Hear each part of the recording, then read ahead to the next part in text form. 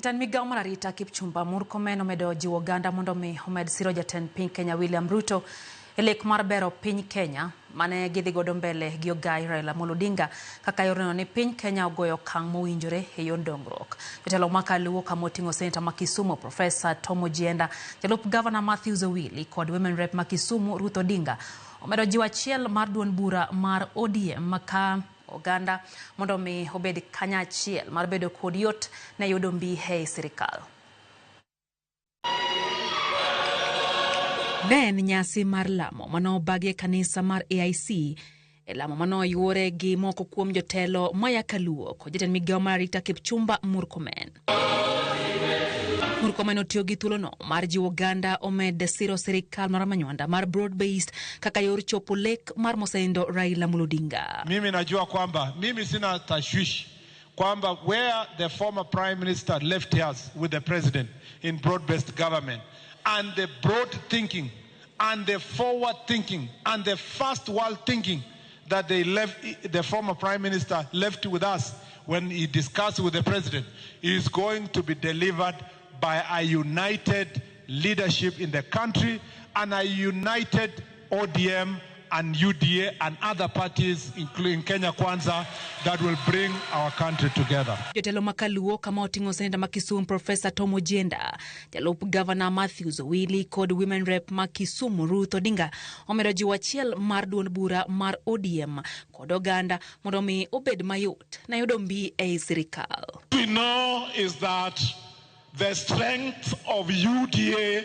and ODM will be good for democracy in this country.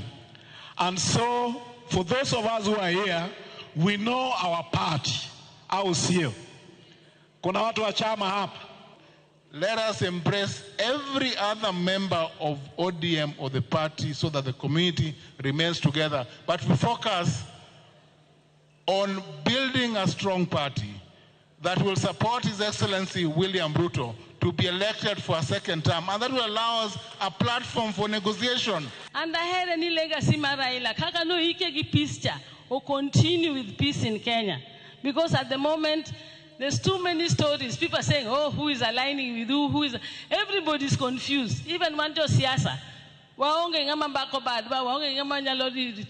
We are all confused. And the last instruction of the captain was that we are in government and we are in government to stay.